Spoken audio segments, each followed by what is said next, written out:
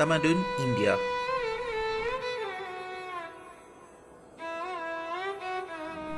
Tamadun India merupakan salah satu tamadun tertua di dunia yang berusia lebih 5,000 tahun. Tamadun ini bermula sekitar lembah sungai Indus di benua kecil India dan dikenali sebagai Tamadun Indus. Tamadun Indus telah melahirkan dua peradaban penting, iaitu peradaban Harappa di Montgomery, Punjab dan peradaban Mohenjo-daro di Sind, Pakistan sekitar 3,000 hingga 1,500 sebelum Masihi. Tamadun ini mencapai pencapaian dari segi pertanian, pertukangan dan organisasi sosial yang terancang. Bencana banjir yang kerap berlaku serta kedatangan orang Aryan dari Iran dan Iraq telah menjatuhkan tamadun ini pada 1,500 sebelum Masihi dan telah melahirkan peradaban Aryan yang dikenali sebagai zaman Vedic bagi tamadun India. Benua kecil India terletak di antara Lautan Hindi dengan Pergunungan Himalaya. Ia terbahagi kepada dua wilayah yang utama, iaitu India Utara dan India Selatan oleh Pergunungan Vindhya. India Utara terbentang sehingga ke kawasan Himalaya dan menetapi oleh masyarakat Indo-Arya, manakala India Selatan terbentang sehingga ke Kanyakumari yang menetapi oleh masyarakat Dravida. Benua kecil India disempadani oleh tamadun Parsi di sebelah barat dan tamadun Cina di sebelah timur. Tamadun India mempunyai kepelbagaian agama, tetapi empat merupakan yang paling utama, iaitu agama Hindu, agama Buddha, agama Islam dan agama Sikh. Agama Hindu merupakan satu cara hidup yang sering dikaitkan dengan istilah Sanatana Dharma, iaitu agama yang kekal dan abadi. Pengasas dan tarikh kewujudan agama ini tidak diketahui. Terdapat 6 mazhab yang tergantung pada dewa atau dewi yang disembah.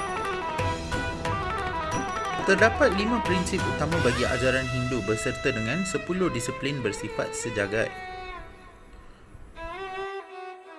Agama Buddha diasaskan oleh Siddhartha Gautama, putera Raja Suddhodana Gautama dari bangsa Sakya di India.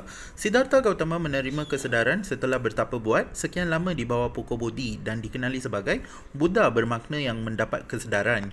Ajaran Buddha mengutamakan Dharma yang menerangkan 4 kebenaran mulia dan 8 jalan mulia untuk mengatasi samsara kitaran kelahiran semula dan menekankan bahawa harus menghindari karma dengan menjauhi diri daripada perbuatan jahat. Ajaran Buddha terbahagi kepada 2 mazhab, iaitu Hinayana dan Mahayana. Hinayana menegaskan kehidupan estetik, manakala Mahayana pula mengakui bahawa pembebasan hanya dapat dicapai melalui bodhisattva.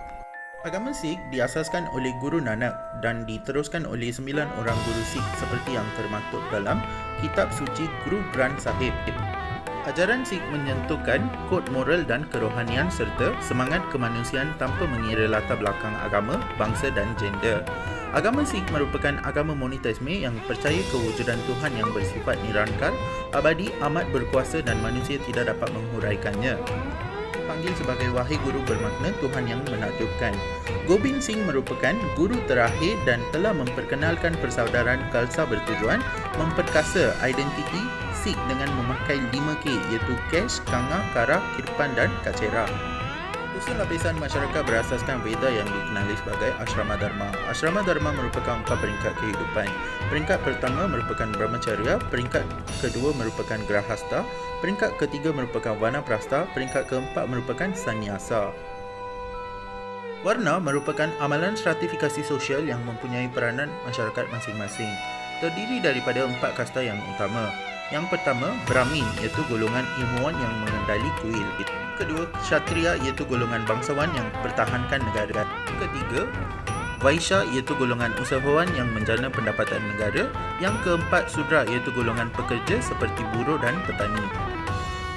Wanita mempunyai kebebasan terhad. Awal zaman Vedic, kedudukan wanita mulia dan setaraf dengan lelaki dan dibenarkan membaca Veda dan menjadi rishi. Akhir zaman Vedic pula, kedudukan wanita telah dihadkan dengan hanya urusan rumah tangga.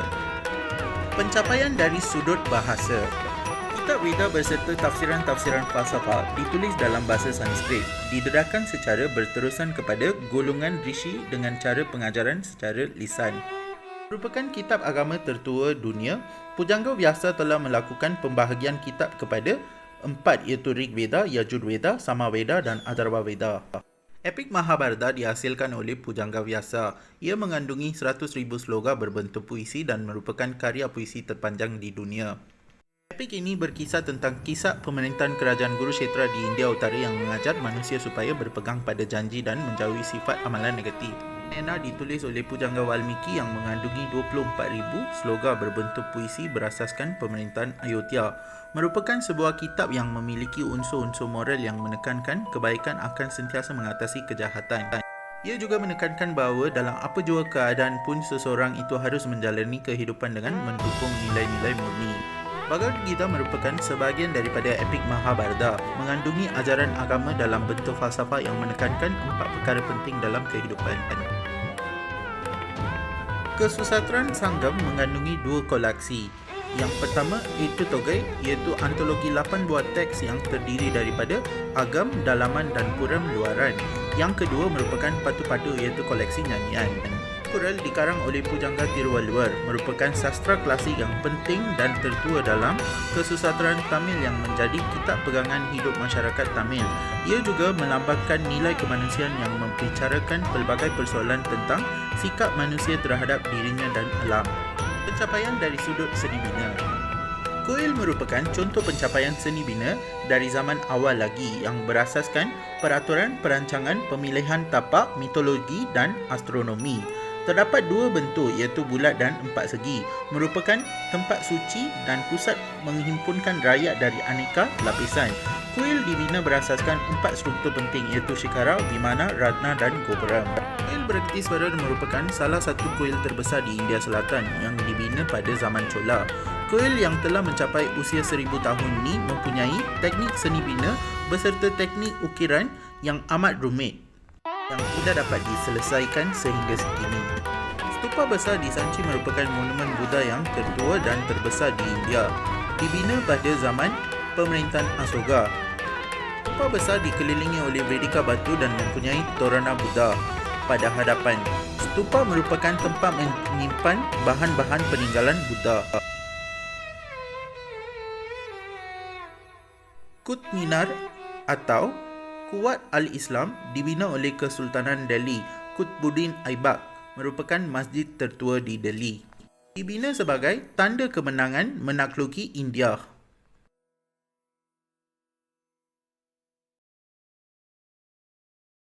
Taj Mahal merupakan makam yang dibina oleh Maharaja Shah Jahan sebagai monumen peringatan untuk Mumtaz Mahal pada tahun 1632 Masihi.